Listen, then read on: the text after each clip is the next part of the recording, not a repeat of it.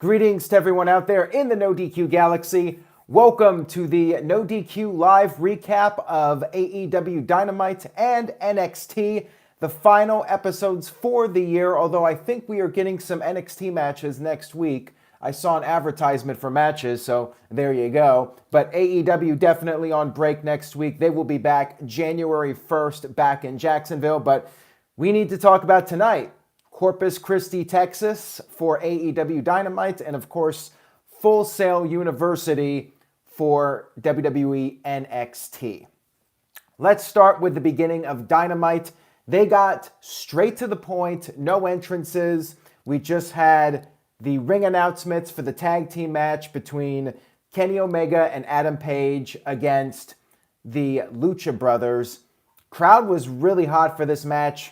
Corpus Christi, the question has been answered. AEW got the Corpus Christi fans to react. There you go. Mystery has finally been answered. The storyline in the match, of course, the dissension between Adam Page and Kenny Omega. Would they be able to work together? They did for a while, but then things broke apart. We had Page accidentally hit Omega with the lariat, and that led to the package piledriver foot stomp combination from the Lucha Brothers to score the victory. After the match, we had Omega and Page in the ring. They were staring each other down. They started shoving each other, and then all of a sudden, Pac, backstage on the mic, interrupted them. He said that he warned them that they don't know what he's capable of, and he's going to show them because they have not answered him and responded to his request for a match. We had Pac go backstage, and he went into the dressing room of Michael Nakazawa, and at least Excalibur mentioned that he's one of Kenny Omega's best friends. Pac went into the room and then shut the door, so apparently Nakazawa got the crap beat out of him. Kenny Omega took off. He ran to the backstage area. And back on NXT, we kicked off the show with the usual intro to set up the World Championship match. We had Adam Cole defending against Finn Balor. Dueling chants at Full Sail University. Let's go, Finn, undisputed. We had the usual kickouts. We had Finn Balor on the verge of winning the NXT World Championship. He hit the coup de grace, and then he was going to put the finishing touches on when all of a sudden Johnny Gargano appeared. And of course, Gargano got injured, and in the storyline, it was Balor taking credit for it, and Gargano missed NXT TakeOver, the first one he missed in a very long time, if ever, as pointed out on commentary by Mauro Ranallo. So Gargano came out, and due to the distraction, Adam Cole hit the last shot, retained the championship, and then after the match, Gargano came in with a steel chair and got some payback on Adam Cole. And as they mentioned on commentary, the ghost of Balor's past has come back to haunt him. Good stuff here. Figured that we'd have Cole retain the title. Nice way to get Gargano back into the mix and build up that feud. Jay Money with a $2 super chat. First one of the evening. Thank you for that, Jay Money. He says, AEW is over-choreographed and no tag team rules. Well, apparently Chris Jericho is trying to implement some more rules with the tag team matches, but I'm not sure if we really saw a lot of that tonight. What did you guys think? Did you still feel like the tag team rules are kind of out the window, or do you think that there was any noticeable change? I really did not notice all that much of a change. It felt like the usual stuff in AEW. But did you guys observe anything that was different from previous weeks? Let me know in the chat room. it was tough watching both shows and really trying to pay attention. But, I mean, the tag matches looked pretty much the same from what I saw, at least. And speaking of tag team matches, we had the Butcher and the Blade versus Cody Rhodes and Darby Allin. And it should be noted that AEW was doing the picture-in-picture during the commercial breaks, which is good because you get to see everything. The downside is that sometimes it feels like that there are important segments, or at least interesting segments, that were missing during the breaks. For instance, I'm going ahead a little bit here, but Chris Jericho was doing this promo with Sammy Guevara, and they had these signs. I would have liked to have heard what they were saying, but it was a picture-in-picture. It was during a commercial break, so that was a little bit annoying. And during one of the picture-in-pictures, Kenny Omega was in the backstage area. Again, you're doing a major storyline here, and we're not getting to hear what's going on. We just see the little picture of it during the commercial.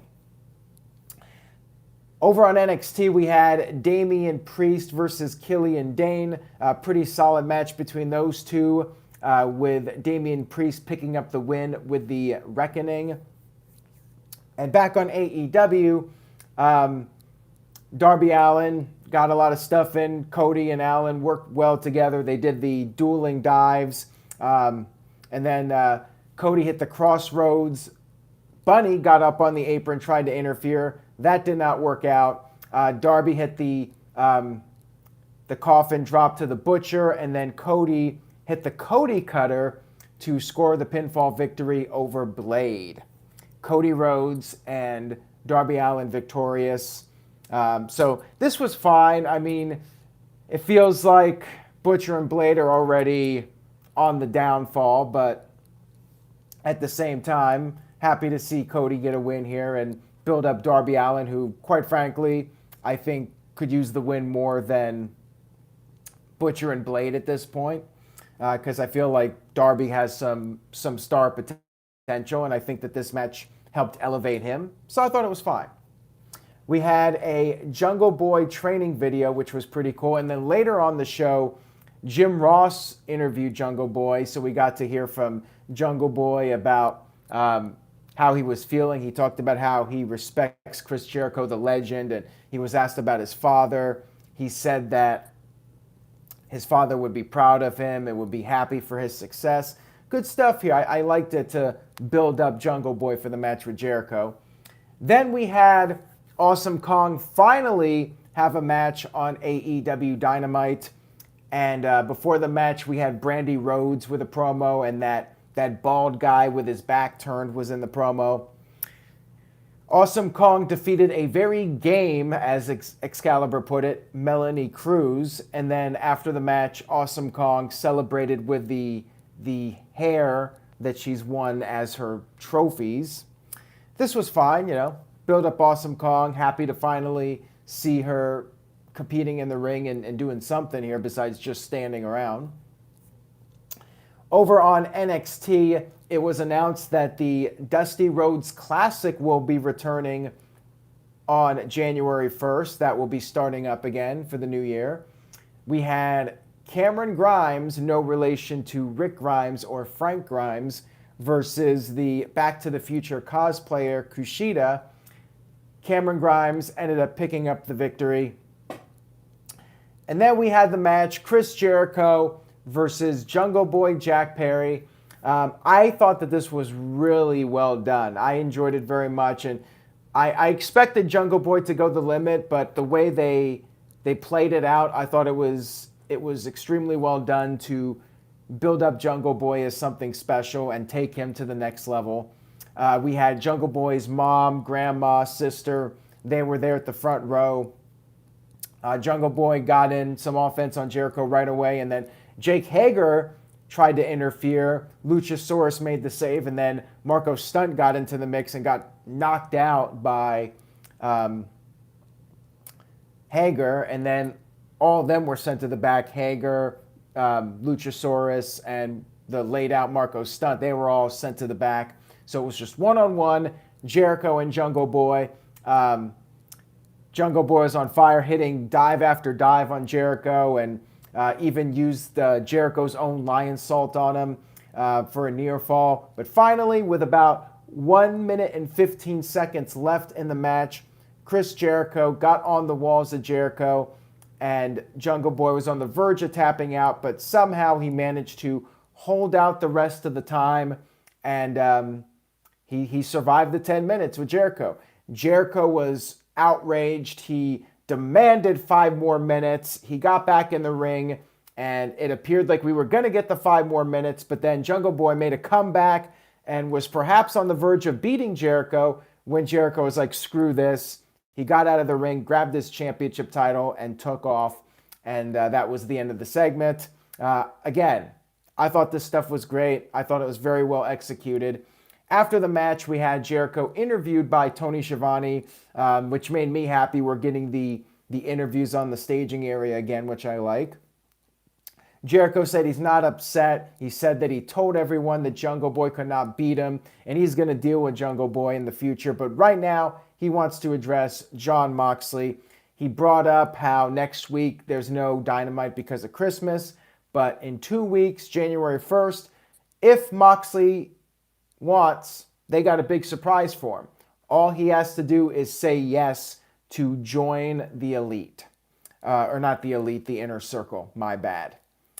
So we'll find out. Will Jon Moxley join the Inner Circle January 1st? If he does, there's a big surprise waiting for him. And then he finished off his promo by saying, Merry Christmas, Mox. Over on NXT, we had Io Shirai defeating a very game Santana Garrett. Back on AEW, we had a promo with SCU talking about how even though Young Bucks consider themselves to be the best tag team, SCU was the best tag team of the moment. Then we had the Lucha Brothers come in, and I thought that this was a really cool idea. We had Pentagon showing footage on his cell phone of the Christopher Daniels botch from a few weeks back where Daniels tripped on the rope trying to do a move, and he just slipped and fell onto that ramp. And Daniels, of course, was really upset. And I liked this, a little psychological game and turning the botch into a storyline to advance a feud. And, the whole story, like, is Daniels washed up and they're screwing with him and messing with his mind. I liked this a lot. I thought that this was a really good idea to capitalize on that botch and make it a storyline. So good job, AEW. I thought that this was well done. Next up, we had Chris Statlander versus Britt Baker. Winner faces Riho on January 1st.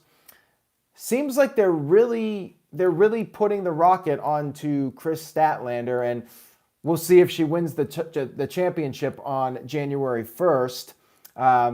It feels like Riho has just been kind of flat as champion, and maybe it's time for a change. They got to shake things up a little bit, but we'll see. We'll see what happens. They're once again going to be telling the story about Riho being in there with somebody much larger than her. They kept bringing up Chris Statlander's size. Statlander did pick up the victory, of course, with the Big Bang Theory piledriver. And during the match, there was a graphic for the joindarkorder.com. Again, I feel like it's a little ridiculous how we have all these different recruiting storylines to these factions. It's a little bit overkill. So after the match, Chris Statlander was interviewed by Tony Schiavone, and she really didn't say anything. She just touched his nose, and that's when Brandy Rhodes came out, and she was angry because her microphone was off, and she said, "You would think somebody would turn on the goddamn microphone." And then she asked the question, another recruiting storyline, are you with the Nightmare Collective or not? She was asking this question to Chris Statlander. Chris waved her finger no, and then we had Awesome Kong come out with the woman that shaved her head. I think I have her name written down here. Melanie Cruz is the woman with the shaved head who's part of the group. I think I might have mentioned her as the opponent. She wasn't the opponent from earlier against Awesome Kong. She was actually the ally with Brandy and Awesome Kong, so correction there. Anyways, when Chris was distracted, Brandy took her shoe and nailed Chris with the shoe. Reminds me of when Miss Elizabeth used her high heel shoe on Hulk Hogan back in the early days of Monday Nitro. So this storyline, I guess, continues with Brandy Rhodes and Awesome Kong trying to recruit people. 3 recruitment storylines going on at once here. Lovely. And then we had Pete Dunne versus Travis Banks from NXT UK. I guess this was done to start building up the upcoming Worlds Collide pay-per-view. Pete Dunne picked up the victory. And then we had a Dakota Kai promo talking about how Mia Yim can spin it any way she wants to try and stay relevant, but Dakota Kai picked up the victory, and she will continue to dominate the women's division until she finally wins the NXT Women's Championship. And back on AEW, we had a Shawn Spears backstage promo with Tully Blanchard. Shawn Spears put over the tag division, how the tag division's taken seriously and it matters. And he still wants a partner, though. And Tully's like, we got to find a guy who's on the same wavelength with you. And I guess we'll find out who's going to be Shawn Spears' partner. That's a storyline going on with those guys. And then we had our main event matches. Before I get to that, Jay Money with a $2 super chat says, the ending was the worst in AEW history. Well, I will get to that here in just a second. We had a video package to hype up the tag team title match between the Young Bucks and SCU. We had the match, which again, like the opening match, there were no intros. They just got straight to the point. Everybody in the ring, the introductions, and then we had the match. SCU ended up retaining the tag team titles, and what I thought was a little bit of an anticlimactic match. I mean, they had some good moments, but I mean, nothing that I'm going to remember a week from now. I was actually a little disappointed with it and felt like it didn't go on that long. And the reason it didn't is because they had this big post-match angle with the Dark Order, which took up about the last 5 minutes of the show. Dark Order came out, and then the lights went out. And then when they came back on, we had the guy, Evil Uno or whatever his name is, talking on the microphone, cutting a promo. He congratulated SCU on the victory, and he said it's a hard loss for the Bucks. But tonight is not about recruiting people. It's about an initiation. So there you go. I guess we did not have 3 recruitments technically on this show, although we did get that Join Dark Order advertisement earlier. So whatever. The Dark Order guys came out, and SCU and the Young Bucks were in the ring together trying to fight off the creepers, all the guys in the masks, and there was just this huge beatdown. I guess the big reveal here was that the Beaver Boys, Alex Reynolds and John Silver, are officially part of the Dark Order. So they're the only guys that are unmasked at this point, and they're like the only faces to this group. This has a very aces and eights feel to it, and that's not a compliment. I'm just going to say that.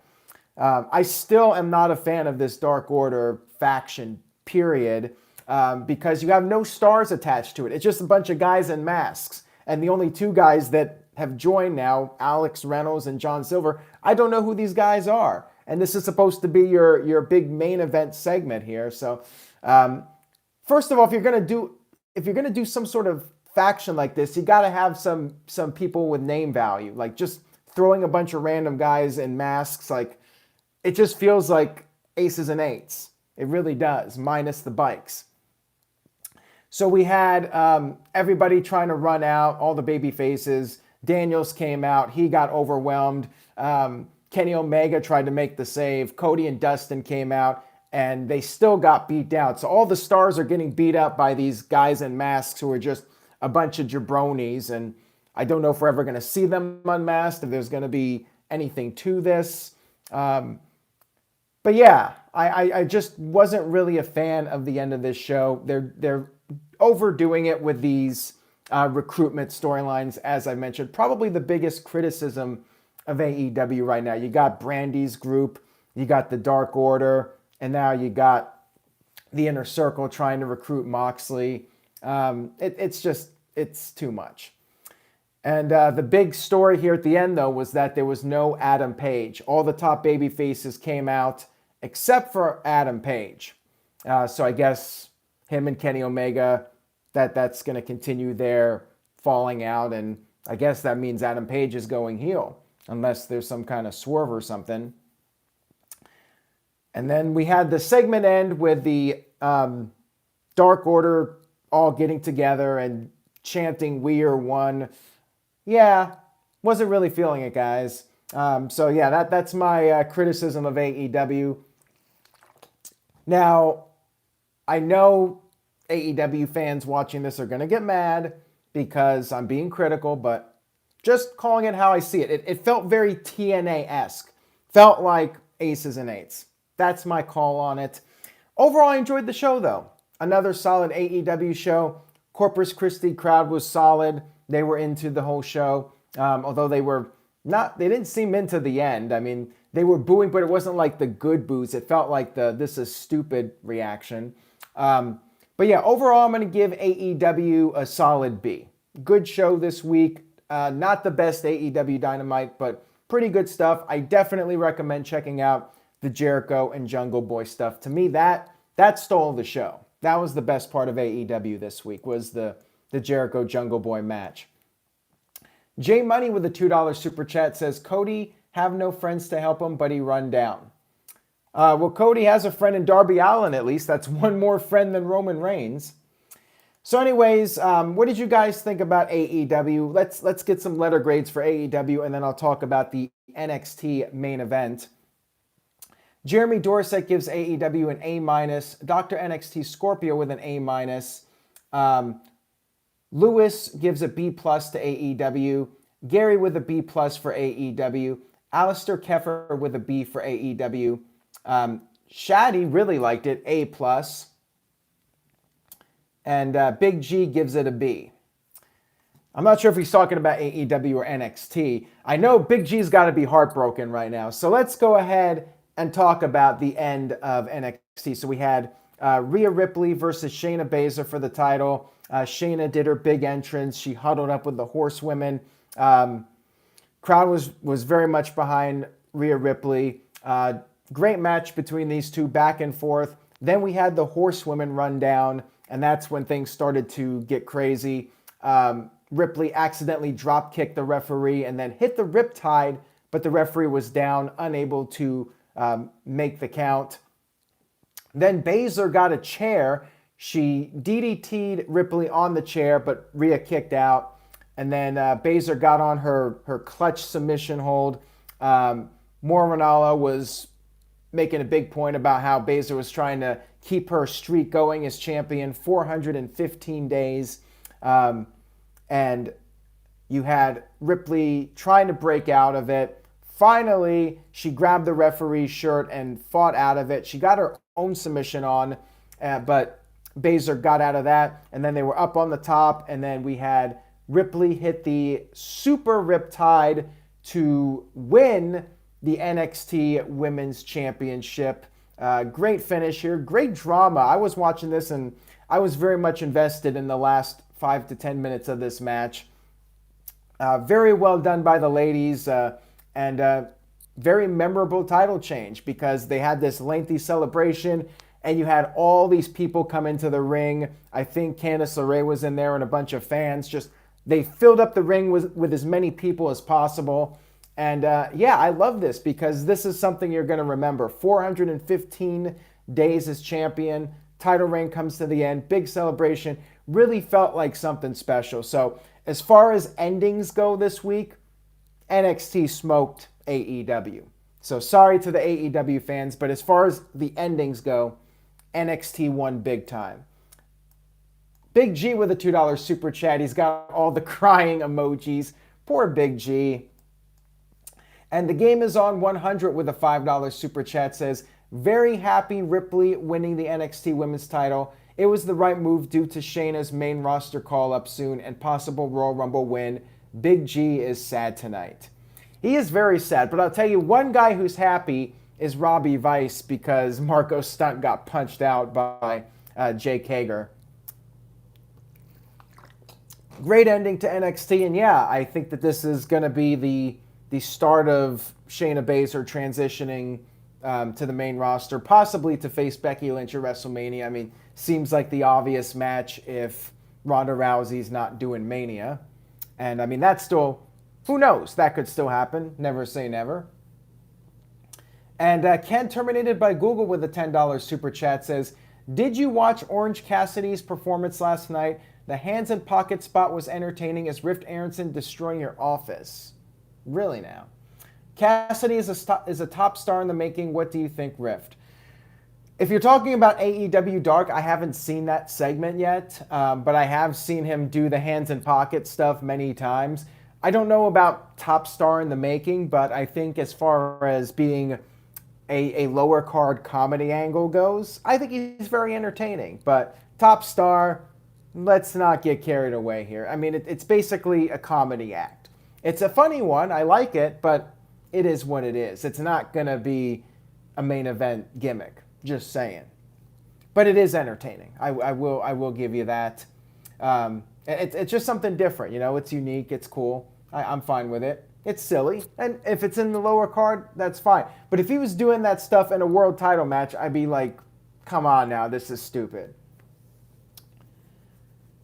Gary says top star is definitely going to be Darby. Well, we'll see. I mean, I like what they did with Darby on the show. I thought that was well done. So that's all I got, guys, for the reviews. Definitely check out the title matches on NXT. Check out the Jericho Jungle Boy stuff. Those matches I would definitely recommend. And I will be back on Friday to recap SmackDown. And I think sometime this weekend I'm going to do another live stream since I'll be taking Monday and Wednesday next week off. Thinking of maybe doing a Q&A, maybe doing a preview for 2020 live stream. So stay tuned, NoDQ.com. Follow me at Aaron Rift on Twitter and Facebook, at NoDQ DOTCOM on Twitter and Facebook as well, and also NoDQ DOTCOM on Instagram. Follow all the social media accounts for updates. Stay tuned for the latest live streams, and please spread the word. Tell a friend about the NoDQ YouTube channel and NoDQ.com. I do appreciate everyone watching and supporting the site, and I will see you guys next time. Thanks for watching.